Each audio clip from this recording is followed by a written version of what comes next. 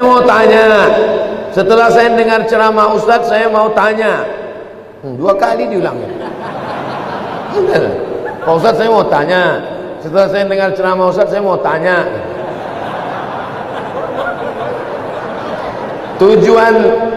Tujuan hidup di dunia ini harusnya seperti apa, Pak Ustadz? Untuk apa kita di dunia ini, Pak Ustadz? Biasanya pertanyaan orang macam ini dia udah di tepi jembatan.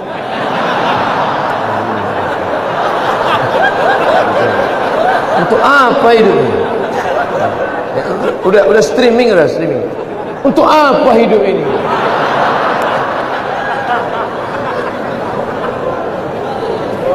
Satu, alladzi khalaqal mauta wal hayata. Allah menciptakan hidup dan mati. Untuk apa? Liyabluwakum ayyukum ahsanu amala.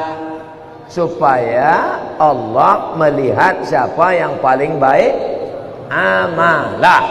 Makanya kalau mau jadi pejabat, jadilah pejabat yang amalnya baik. Jadi polisi, jadilah polisi yang amalnya baik.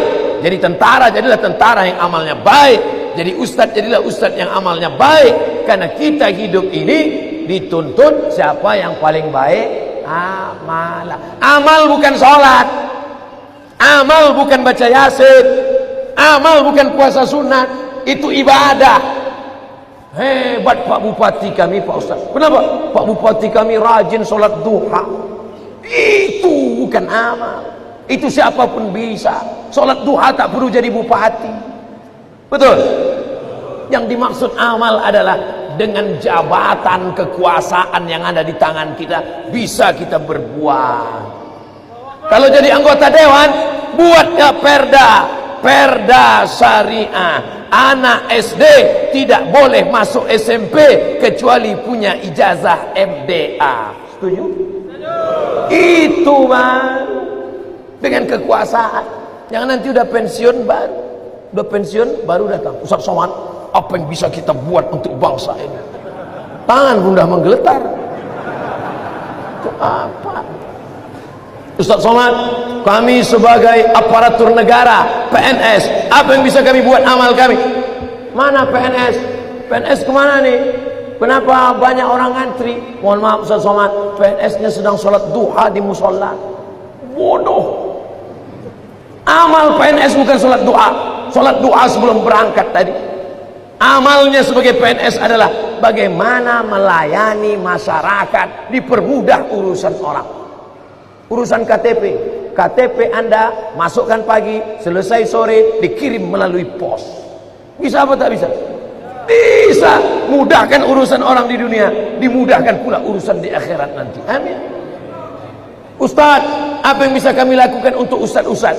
Kumpulkan ustaz-ustaz, kumpulkan imam-imam, kumpulkan khotib-khotib, kumpulkan guru-guru mengaji, beri mereka pelatihan, permudah urusan SIM kendaraan bermotor mereka. Setuju? Wah, banyak yang setuju.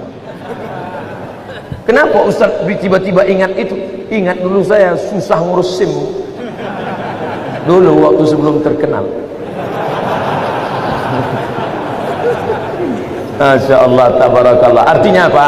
Ketika Allah titipkan jabatan di tanganmu, pakailah. Ayyukum ahsanu amala. Ustaz, kami ini masih mahasiswa, masih sekolah, lalu amal kami apa? Kau senangkan saja hati orang tuamu, pulang ke rumah, ayah, emak, ini transkrip nilai emak, nih, berapa IP kau nak? 2,0. Hah?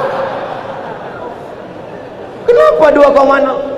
Ayah sabar ya, ini takdir dari Allah. Anak hantu. Dikasih duit bukannya menyelesaikan masalah, menambah masalah. Yang masih kuliah, yang masih sekolah, kalau belum bisa kalian senangkan emak ayah kalian, jangan kalian susahkan mereka. Jangan asal balik susah. Kalau balik susah, belum lagi dia balik, baru menengok nama dia di HP aja. Ini susah.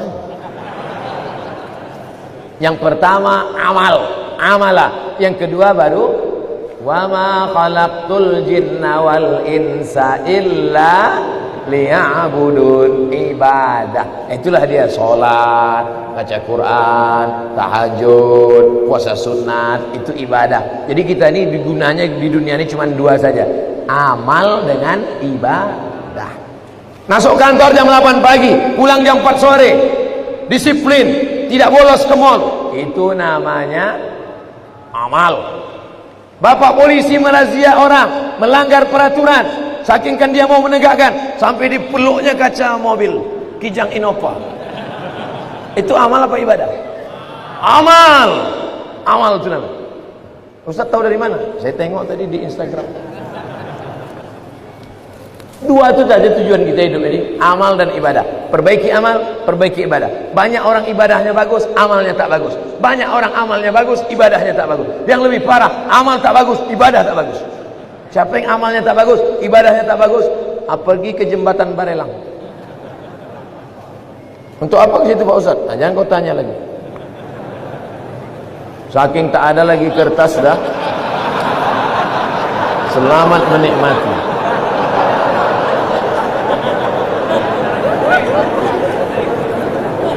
Apakah azab hanya ada untuk orang yang sudah meninggal saja? Allahumma inni a'udzubika min azabi jahannam wa min azabil qabri wa min fitnatil mahya wal mamat wa min syarri fitnatil masihid dajjal. Hadis riwayat Muslim. Baca sebelum salam. 4. Allahumma inni a'udzubika min azabi jahannam wa min azabil qabri wa min fitnatil mahya wal mamat wa min syarri fitnatil masihid dajjal. Tangannya tetap satu, jangan 4. Hadis sahih. Menunjukkan dalam doa ini bahwa azab itu ada azab di dunia, ada azab di akhirat. Fitnatil mahya, azab hidup, ada azab hidup, ada azab akhirat. 2. Apa perbezaan cobaan dan azab? Salat rajin, puasa rajin, tak pernah mencuri, tak pernah maksiat, tiba-tiba sakit, itu ujian. Karena Allah ingin mengangkat derajatnya. Minum khamar, mabuk, tiba-tiba sakit, azab dari Allah. Tapi azabnya itu pun juga Allah ingin menghapuskan silap salahnya. Makanya kalau ada orang sakit, ada 3 kemungkinan. Pertama, azab karena balasan atas dosa-dosanya, tapi di balik azab itu juga ada rahmat supaya dosanya hilang. 2, Allah ingin mengangkat derajatnya karena dia sabar menerima ujian. 3, Allah sudah menempatkan dia di surga tertinggi tapi amalnya kurang. Maka kata Allah kepada malaikat, malaikat kasih dia ujian supaya kalau dia cukup maka dia ditempatkan. Mudah-mudahan kita semuanya sudah ditempatkan di surga Jannatul Firdaus. Tinggal lagi menambah amal-amal kita. Ini udah kemarin nama dia di mana nih? Ini di Firdaus ya Allah. Amal dia di mana? Amal dia kurang-kurang sedikit. Buat dia agak demam-demam puyuh 3 hari. Kalau dia sabar masuk. Kalau nanti Bapak Ibu jamaah Tanjung Pinang masuk ke dalam surga, amin. Pas sampai ke dalam surga, tengok kanan kiri tak ada saya. Mana Ustaz Somad? Cari saya di ruang VVIP. Pede kan Ustaz. Orang Islam mesti pede. Yang ngajarkan dia pede Nabi. Man qala la ilaha illallah Muhammadur Rasulullah dakhalal jannah. Siapa yang mengucapkan la ilaha illallah Muhammadur Rasulullah dakhalal jannah, masuk surga. Ini banyak orang, kau gimana masuk surga? Entahlah Pak Ustaz, enggak pasti. Apa tak pasti? Kau masuk surga, pasti masuk surga. Cuman masalahnya masuknya kapan? Nah itulah. Nah, ada yang antriannya panjang, pakai transit delay pula lagi. Nauzubillah.